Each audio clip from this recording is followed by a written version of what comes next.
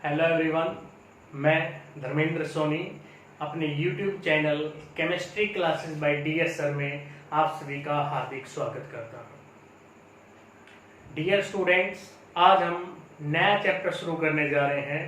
Chapter number 4 in 11th class, chemical bonding and molecular structure. Important chapter है inorganic chemistry का। मैं कहूँ कि बैकबोन है, ये रीढ़ की हड्डी है इनऑर्गेनिक केमिस्ट्री के अंदर, जहां से क्वेश्चंस बहुत ज्यादा आते हैं। बहुत ही ज्यादा इम्पोर्टेंट टॉपिक हम इस चैप्टर में पढ़ेंगे आने वाले दिनों में, आने वाले लेक्चर्स के अंदर।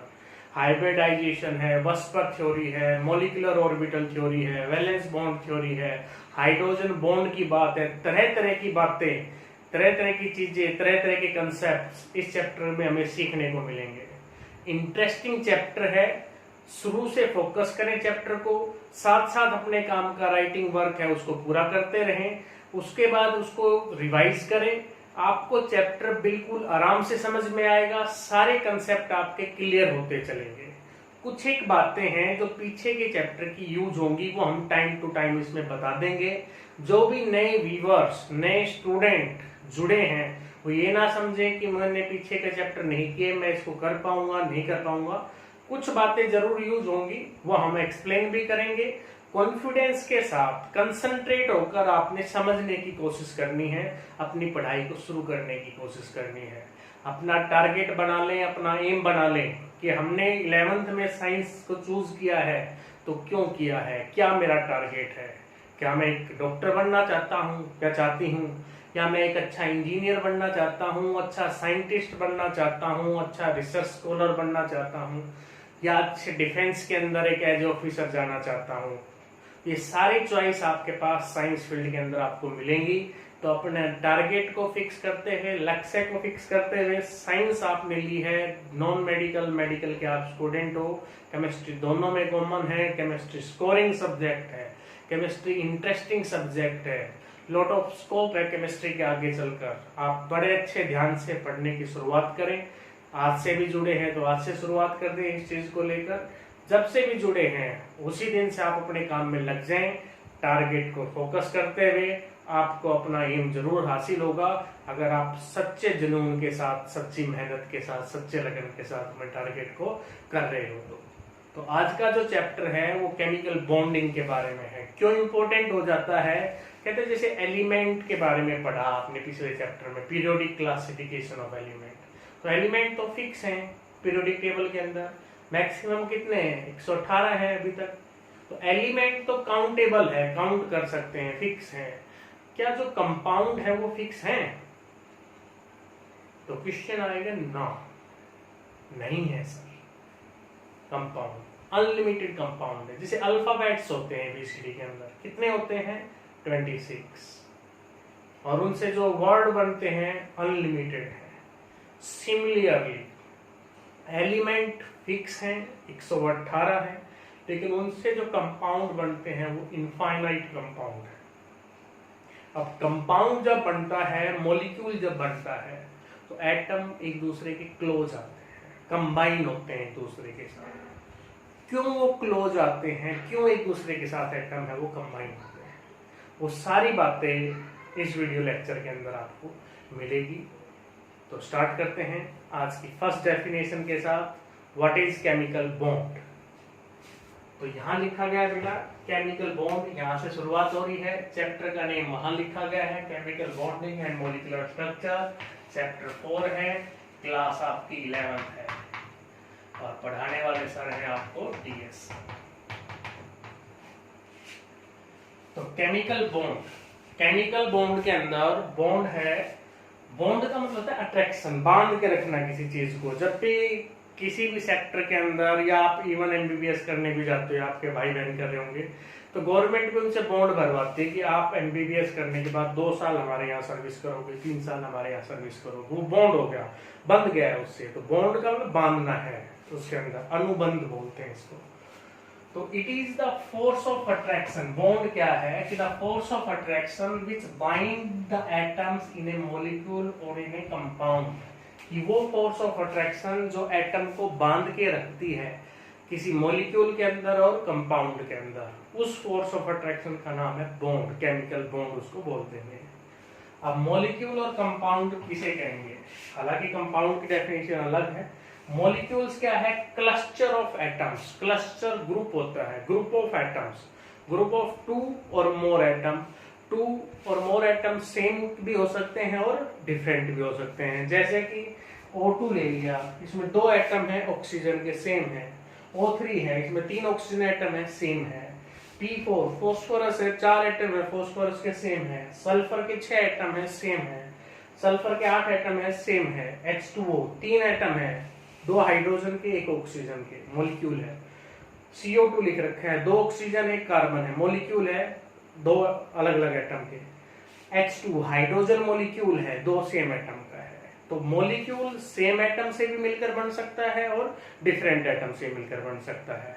मॉलिक्यूल में एटलीस्ट 2 एटम जरूर होंगे, 2 से ज्यादा कितने भी हो सकते हैं। और जितने एटम होते हैं वो उसकी एटॉमिसिटी कहलाती है कि what is the atomicity of this molecule. तो उसमें कितने नंबर ऑफ एटम है। जैसे यहाँ बात करूँ O2 की एटॉमिसिटी, तो O2 में 2 एटम है, 2 हो गई। O3 की एटॉमिसिटी कितनी होगी? 3 होगी। P4 में कितने एटम है? 4। कितनी एटॉमिसिटी हो जाएगी? 4 हो जाएगी इससे रिगार्डिंग की। क्लियर है बात? समझ में आ रही है?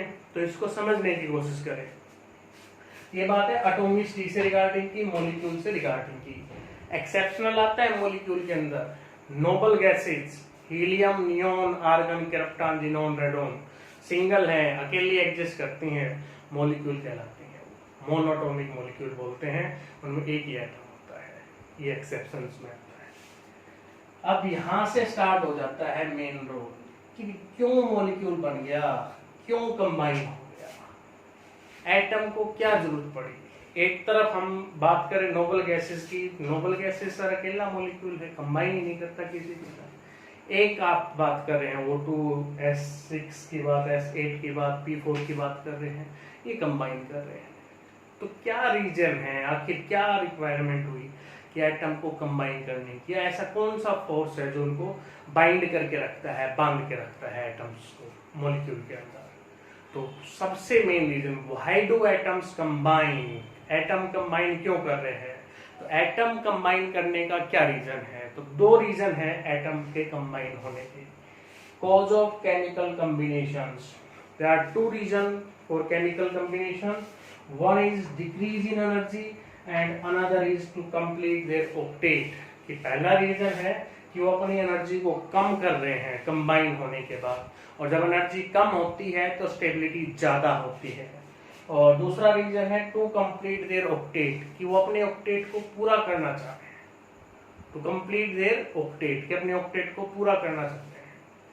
अब ऑक्टेट क्या है? वो दोनों बातें करते हैं, एनर्जी किस तरीके से डिक्रीज होगी और ऑक्टेट कैसे कंप्लीट। पहला कारण है डिक्रीज इन एनर्जी, कि जब एटम्स कंबाइन करते हैं तो पोटेंशियल एनर्जी कम होती है। कैसे कम होगी? कारण कि ये ऑब्जर्व किया गया कि बॉन्डेड स्टेट के अंदर जो एटम्स होते हैं उनकी पोटेंशियल एनर्जी कम होती है बजाय अनबॉन्डेड स्टेट के। इसलिए वो बॉन्डेड होना चाहते हैं, अपनी एनर्जी को कम करना चाहते हैं, स्टेबिलिटी को ज्यादा करना चाहते हैं। तो एनर्जी कैसे कम हो जाती है? तो कहते हैं जब 2 एटम एक दूसरे को अप्रोच करते हैं, पास आते हैं, तो उनके अंदर 2 तरह का फोर्स एग्जिस्ट करता है, come into play. One is attractive force and other is a repulsive force. Attractive force क्या होगा, रिपल्सिव फोर्स क्या होगा? अट्रैक्टिव फोर्स एग्जिस्ट करता है nucleus of one atom and electrons of other atom. मान लीजिए एक एटम है, इसके न्यूक्लियस में दूसरे एटम के इलेक्ट्रॉन के बीच में अट्रैक्टिव फोर्स होगा। दूसरा फोर्स एग्जिस्ट होता है उनके बीच में, रिपल्सिव फोर्स। रिपल्सिव फोर्स किस में आएगा? Nucleus of one atom and nucleus of other atom same charge वाले हैं, रिपेल करेंगे दोनों के न्यूक्लियस के बीच में, और दोनों के जो इलेक्ट्रॉन्स हैं उनके बीच में रिपल्सिव फोर्स होगा। तो 2 तरह का फोर्स होगा।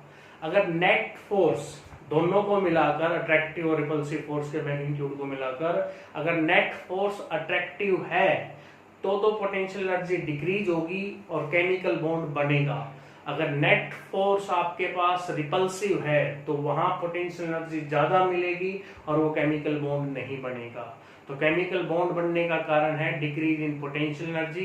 कैसे होगी? जब वो क्लोज आते हैं तो उनके बीच में एक अट्रैक्टिव फोर्स है, रिपल्सिव फोर्स है। अट्रैक्टिव किसके बीच में वो बताया है, रिपल्सिव किसके बीच में वो बताया है। अगर मेन नेट रिजल्ट है आपके पास अट्रैक्टिव है तो केमिकल बॉन्ड बनना है, पोटेंशियल एनर्जी कम होनी है, अदरवाइज केमिकल बॉन्ड नहीं बनेगा। यही बात यहाँ मेंशन की गई है कि decrease in energy it is observe that bonded state is more stable than unbonded state because in bonded state molecules have lower potential energy than unbonded state.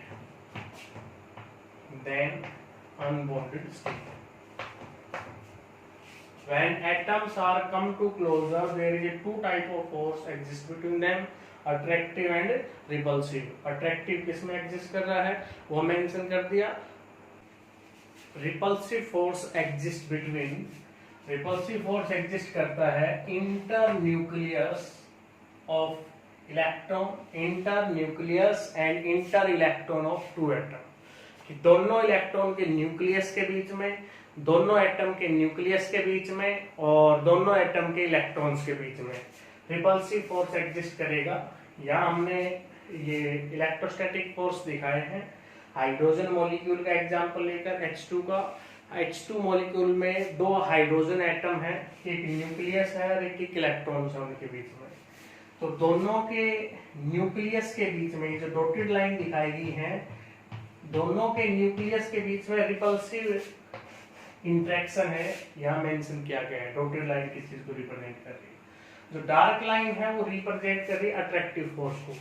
Attractive force nucleus से एक का, दूसरे का electron, और दोनों के electron के बीच में कैसा फोर्स है? Dotted line means repulsive force है।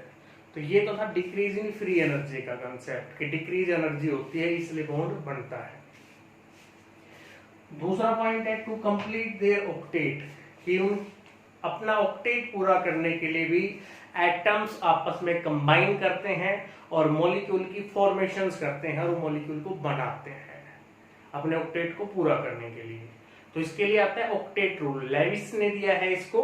ऑक्टेट रूल क्या कहता है कि the tendency of an atom to complete their 8 electron in valence shell is called octet rule, कि किसी एलिमेंट में या एटम में कितनी टेंडेंसी है टू अचीव करने की, टू कंप्लीट करने की 8 electron in valence cell, that is called octet rule.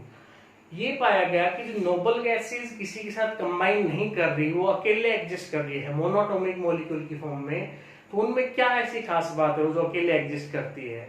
तो उनमें यही पाया गया हीलियम को छोड़कर बाकी सभी के वैलेंस के अंदर 8 इलेक्ट्रॉन्स होते हैं।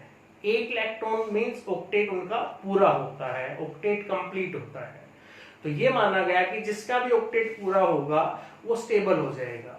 तो इसलिए भी एटम है, एलिमेंट है, आपस में कंबाइन करते हैं कि उनका ऑक्टेट पूरा हो जाए। तो ये सेकंड रीजन है टू कंप्लीट देयर ऑक्टेट। पहले ऑक्टेट रूल लिखना है, ऑक्टेट रूल लिखने के बाद कि क्यों ऑक्टेट पूरा करना चाह रहे हैं, तो एवरी एलिमेंट्स वांट टू, इसको लिखने के बाद ऑक्टेट रूल के बाद आपने लिखना है एवरी एलिमेंट्स और atom want to complete their 8 electron in valence cell, therefore they are combined with each other, इसलिए एक दूसरे के साथ कंबाइन करते हैं। तो ये तो आंसर हमें मिला व्हाई डू एटम कंबाइन, कि एटम कंबाइन क्यों हो रहे हैं। अब बात करते हैं कि कैसे कंबाइन करेंगे, हाउ डू एटम्स कंबाइन, कि कंबाइन कैसे होंगे।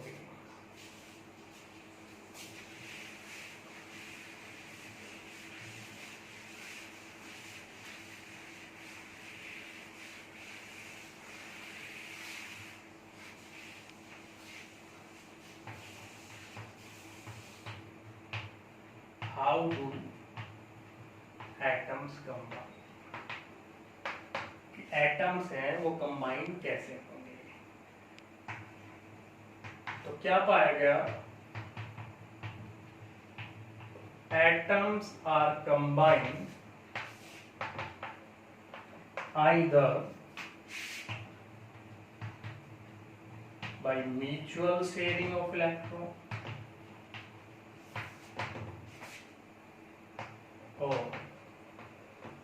ट्रांसफर ऑफ इलेक्ट्रॉन और donation of electron from one atom to other.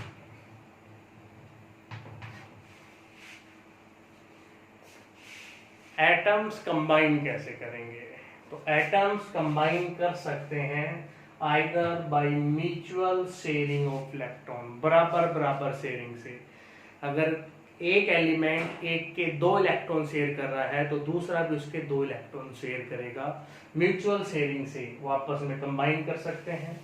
Transfer भी कर सकते हैं कि एक ने ट्रांसफर कर दिया, पूरा इलेक्ट्रॉन लूज कर दिया, दूसरे ने उसको गेन कर लिया है। या ऐसे भी हो सकता है डोनेशन ऑफ इलेक्ट्रॉन, कि एक है, क्योंकि बॉन्ड बनने के लिए मिनिमम जो इलेक्ट्रॉन चाहिए वो 2 इलेक्ट्रॉन चाहिए। अब 2 इलेक्ट्रॉन कैसे आ रहे हैं? बराबर बराबर, एक इसका एक इसका। और एक कैसे आ गया? एक ने कंप्लीट लूज कर दिया, उसने कंप्लीटली गेन कर लिया उसके पास। अब डोनेशन में क्या होगा कि जो दोनों शेयरिंग इलेक्ट्रॉन है वो एक ही एटम डोनेट करता है, तो वहां डोनेशन से बॉन्ड बनता है बाय डोनेशन ऑफ, इसको कोऑर्डिनेट बॉन्ड बोलेंगे। तो म्यूचुअल शेयरिंग अगर होती है तो वहां तो बनेगा कोवेलेंट बॉन्ड। जहां ट्रांसफर ऑफ इलेक्ट्रॉन होता है वहां बनेगा आयनिक बॉन्ड, और जहां डोनेशन होता है वहां बनेगा कोऑर्डिनेट बॉन्ड।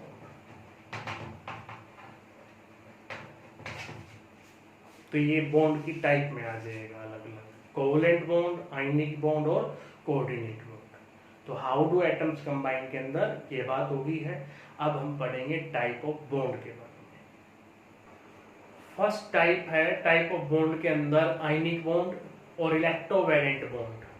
आयनिक और इलेक्ट्रोवैलेंट बॉन्ड हम लोअर क्लासेस से 9th और 10th क्लासेस से पढ़ते हुए आ रहे हैं, क्या होगा।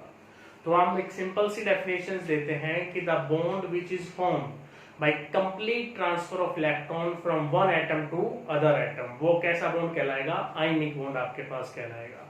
तो जिस एटम ने छोड़ा है उस पर पॉजिटिव चार्ज, जिसने एक्सेप्ट किया उस पर नेगेटिव चार्ज आ जाएगा आपके पास।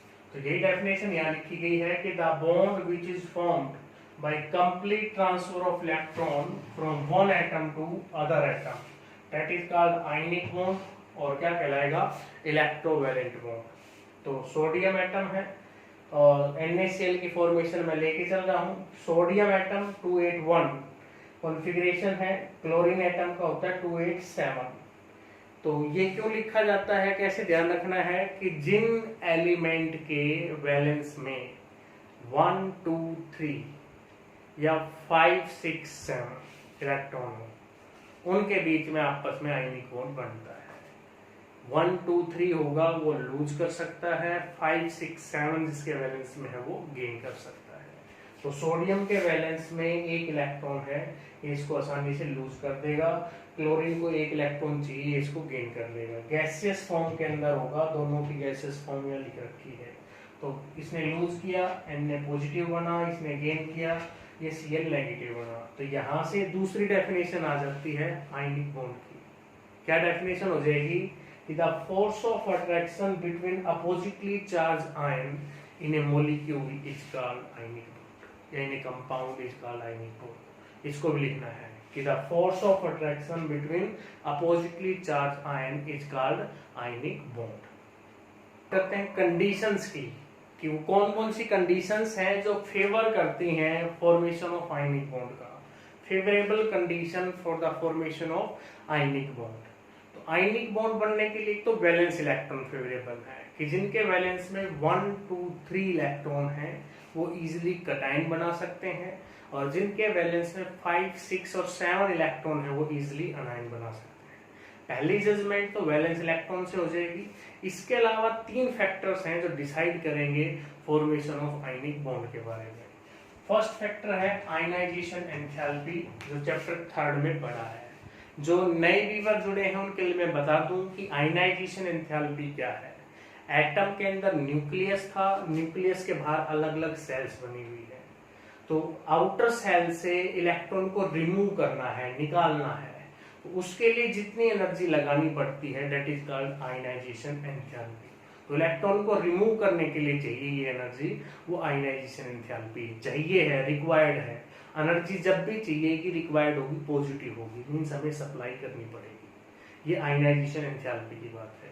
तो यहाँ क्या लिखा गया है कि lower will be ionization enthalpy या lower value of ionization enthalpy will favour the formation of ionic bond because, क्यों वो आपने अब लिखना है। बिकॉज क्यों फेवर करती है, वो इसलिए फेवर करती है कि lesser value of ionization enthalpy means electrons is loosely bound and easily remove, और वो इलेक्ट्रॉन आसानी से रिमूव हो सकता है, रिलीज हो सकता है, लूजली बाउंड है, लोअर आयनाइजेशन एंथैल्पी इस बात को रिप्रेजेंट कर रही है। Because electron is easily remove और रिलीज।